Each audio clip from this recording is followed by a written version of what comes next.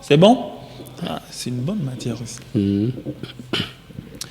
Bonne arrivée sur HK6 Télévision, vous êtes dans Tu Soir, merci de votre fidélité. Aujourd'hui, nous penchons essentiellement sur ce 7e sommet Union africaine, Union européenne tenu à Luanda. Nous sommes là justement en Angola avec la participation de la République démocratique du Congo par la présence du chef de l'État, Félix Antoine Tshisekedi Tshilombo, qui a eu également aussi à faire son discours lors de ses assises. On va réfléchir sur les enjeux sécuritaires, la coopération Union européenne-Afrique et même la place de la RDC au cours de ces assises avec nous.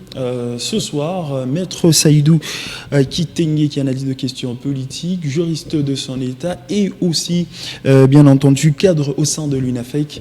Maître Saïdou, bonsoir. Bonsoir, monsieur le journaliste, et surtout bonsoir à tous les téléspectateurs. Et merci d'avoir accepté notre invitation. C'est à moi de vous remercier. Maître Saïdou, donc avec vous, nous allons tabler sur ce discours d'abord du chef de l'État, Félix Tshisekedi à Luanda, qui a déclaré que la paix et la sécurité, c'est une urgence, sont des urgences vitales. En tout cas, le chef de l'État a mis un accent beaucoup plus sur ça. Alors, selon vous, avant de parler de prospérité, du commerce ou de la mobilité, quelle est l'importance d'abord il y a une urgence d'abord de rétablir la paix. Est-ce que vous épousez cette idée du chef de l'État?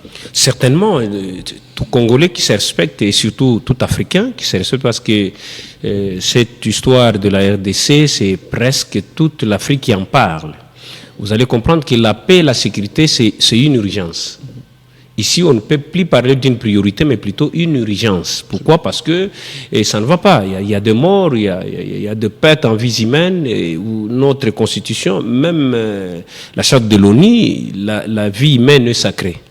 Donc, à ce niveau, parce que nous avons compris que l'Union européenne, l'Union africaine, la communauté internationale d'une manière générale semble négliger cette question. Parce que malgré des sommets, vous sentez qu'il n'y a pas de mesures concrètes prises à l'encontre de tous ces gens qui sont en train de s'aimer de troubles, de morts, de désolation à l'est de la République. Voilà pourquoi moi, personnellement, j'ai salué le discours du président de la République, parce qu'à ce niveau, l'urgence s'impose. Vous allez comprendre, même hier, il y a eu des morts, même aujourd'hui, quand nous parlons, il y a des morts, parce qu'il y a toujours le retentissement de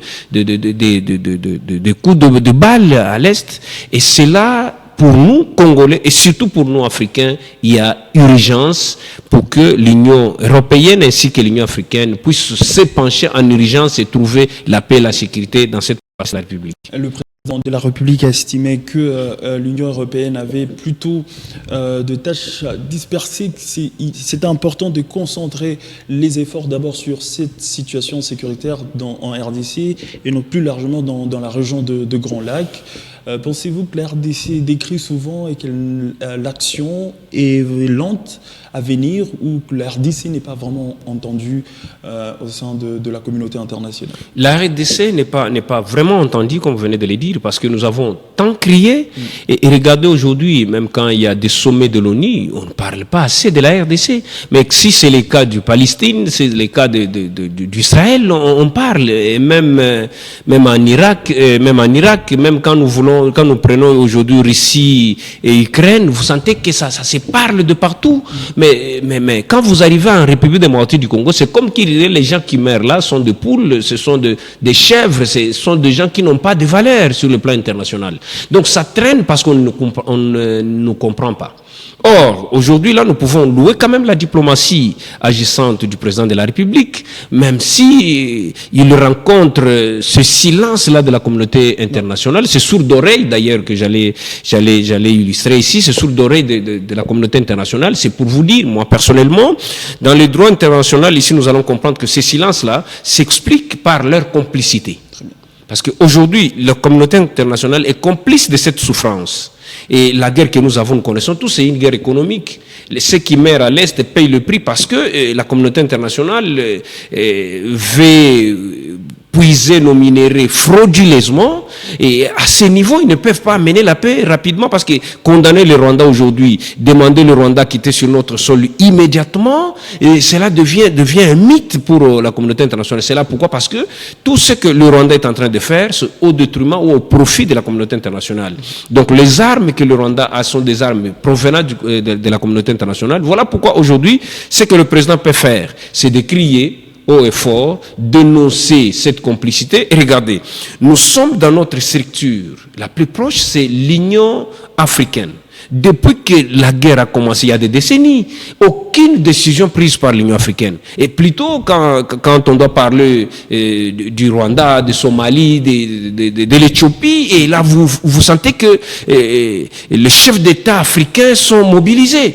Et regardez aujourd'hui avec nos amis du Burkina Faso, au Niger, et au Mali, les gens qui ont pris leurs responsabilités, vous sentez qu'ils ne veulent même pas parler de l'Union africaine. Pourquoi? Parce que il y a cette complicité là, et dans la gestion des affaires en interne, et aussi longtemps que l'Union africaine n'arrive pas à concentrer ses efforts sur la guerre, comment trouver la paix, la sécurité à l'Est, je vous dis, ça sera compliqué. Et c'est là pourquoi? Parce que vous allez constater, la majeure partie des chefs d'État soutiennent le Rwanda, soutiennent Kagame, je ne sais pas par quelle magie, ou c'est peut-être dans leur boîte noire, ils se retrouvent. Or, aujourd'hui, les gens qui meurent à l'est de la République démocratique du Congo sont des Africains, où nous avons besoin de l'Union africaine pour ramener la paix. Maître Saïdou, vous venez d'évoquer ici tout à l'heure une complicité de la communauté internationale, oui, et même le sourd d'oreille effectué par l'Union africaine en ce qui concerne la situation sécuritaire en République démocratique du Congo. Mais qu'est-ce que la RDC peut faire en attendant? Est-ce qu'elle va continuer à se confier à ces personnes-là, ou vu que plusieurs efforts de paix sont parrainés notamment par Washington et le Qatar, est-ce que la RDC va continuer à s'appuyer sur ce parrainage-là, ou entre-temps la RDC peut trouver d'autres mécanismes pour trouver des solutions et contourner cette lenteur d'action de la communauté internationale? Voilà, si ça dépendait de moi, ouais, si ça ne dépendait que de moi, aujourd'hui on pouvait changer cette manette. Très bien. On pouvait changer, parce que je parlais de l'hypocrisie de la communauté internationale. Et nous prenons le cas du Burkina Faso, le Mali, le Niger. Ils avaient compris cette hypocrisie. Quand ils ont changé aujourd'hui, allez-y, c'est le développement au Burkina Faso. La même chose au Mali et au Niger. Et pourquoi pas aujourd'hui, nous Congolais, nous ne pouvons pas comprendre que ça fait longtemps, nous avons tant crié. Pourquoi pas ne pas changer? Parce que vous savez, ce monde est géré par ces deux blocs. Est géré par ces deux blocs. Si nous constatons aujourd'hui que la communauté internationale, entre autres les États-Unis, la France et consorts, ne veulent pas de nous, mais nous pouvons changer aujourd'hui, voire outre. Par quel mécanisme, par exemple? Non, nous sommes un pays souverain. Nous sommes un pays souverain, nous sommes à mesure de signer des pactes, des conventions avec n'importe qui. Et je viens de vous dire ici que le Burkina Faso, le Mali, le Niger, ils ont signé des pactes avec Vladimir Poutine. Mais regardez ce qui se passe. De la même manière, nous pouvons changer aujourd'hui. Nous pouvons changer, nous pouvons voir ailleurs, nous pouvons voir la Chine, nous pouvons voir la Corée du Nord. On peut voir des contraintes? Quelles contraintes? Nous sommes indépendants. Je pense, vous allez comprendre, il y a un problème. Le problème, c'est que ces pays, certes, le pays nous appartient, mais lors de la conférence du Berlin en 1880, vous allez comprendre que aucun Congolais n'était pas là quand on a placé des bornes pour limiter notre frontière. Aucun Congolais n'était pas là. Donc ces Occidentaux-là nous prennent, nous, comme des locataires. Ce sont eux les propriétaires du Congo. Parce que tout celui qui peut chercher à lever la tête, il est assassiné. Prenons l'exemple de Lumumba, parce que Lumumba avait dit « niet » à l'impérialiste.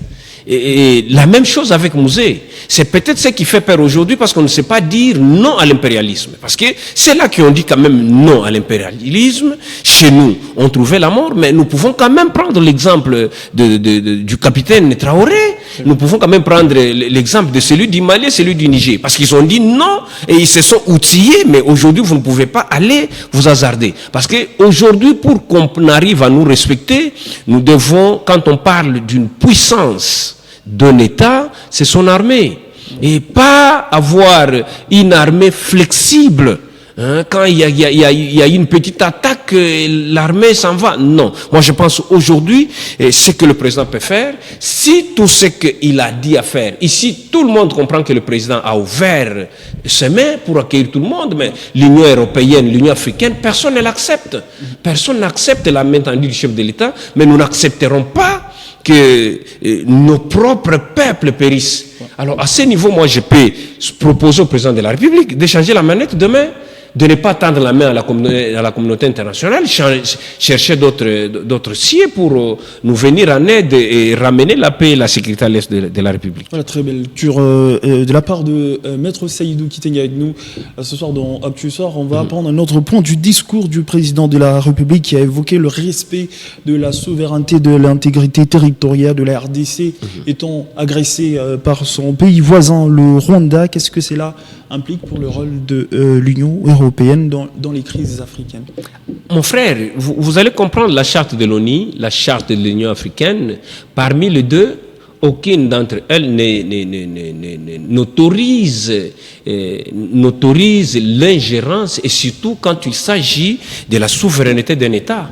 Et ici, vous allez comprendre que notre intégrité territoriale a été violemment violée par notre voisin qui est le Rwanda, et c'est là au vie et au sud de tous, et personne n'en parle. Mais si seulement, regardez quand la Russie est allée en Ukraine, et regardez la mobilisation qu'il y a eu.